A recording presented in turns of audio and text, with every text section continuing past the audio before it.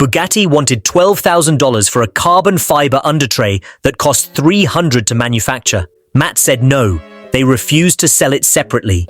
And that refusal just accidentally taught 3 million people how to disassemble a Chiron without them. This isn't about one guy fixing one car anymore. Show, react, explain. Matt pulls the damaged undertray. It's held by 16 bolts. Standard Torx heads. The panel itself, carbon fiber, yes, but the mounting points? Aluminum inserts. Same spec as Lamborghini. Same supplier code visible on the back. He holds it up to the camera, points to the stampings, explains what he's seeing. Wait, this isn't even Bugatti specific. He orders a Lamborghini undertray, trims 2 edges, it bolts on, perfect fit. Cost? $850. If you're watching this and thinking, why doesn't someone just document all of this, stick around, because by the end, you're going to see why Bugatti is terrified of exactly that. And if you want to see where this goes, subscribe now, because the next part involves lawyers.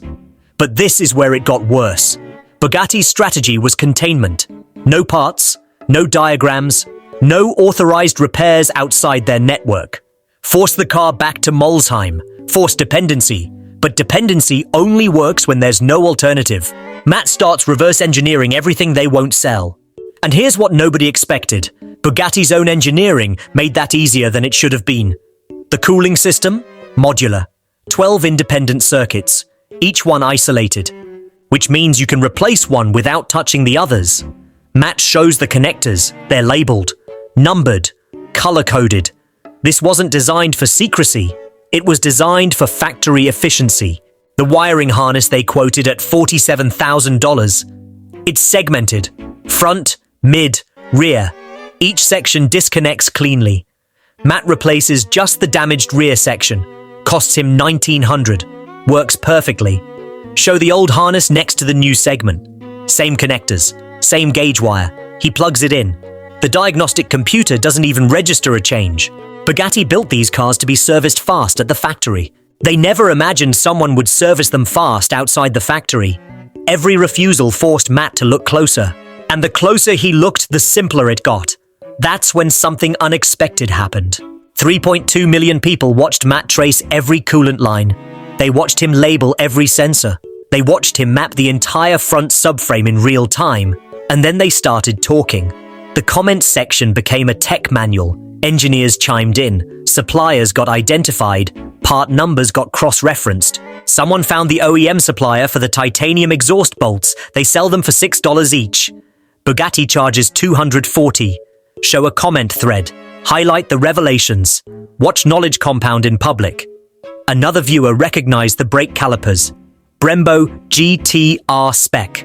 Confirmed by the casting numbers visible in the footage. You can buy rebuild kits. Bugatti doesn't advertise this. The undertray discovery went viral on its own. Now there are forum threads matching Bugatti parts to Volkswagen Group suppliers. Cross-compatibility lists. Alternative sourcing guides. Bugatti wanted secrecy. Matt's workarounds created transparency. And this is the part Bugatti didn't think through. Once millions of people understand the architecture, you can't unteach them. But knowing too much creates a new question. If the undertray isn't special, if the wiring is modular, if the brakes are rebadged, what else is replaceable? The transmission cooler failed. Bugatti quoted 9 weeks and $18,000. Matt needed the car running in 2. So he did what Bugatti never expected.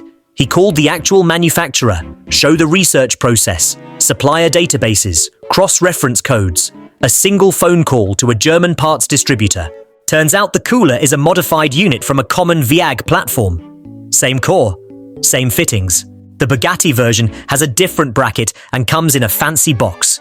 Matt orders the base unit, machines a new bracket in his shop. 60 hours of labor he was doing anyway.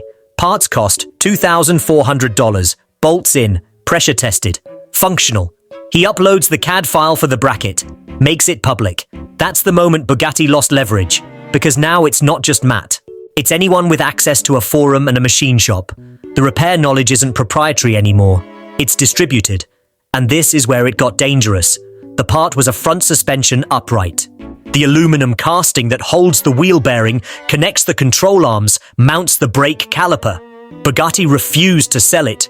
Crash damage meant total replacement required.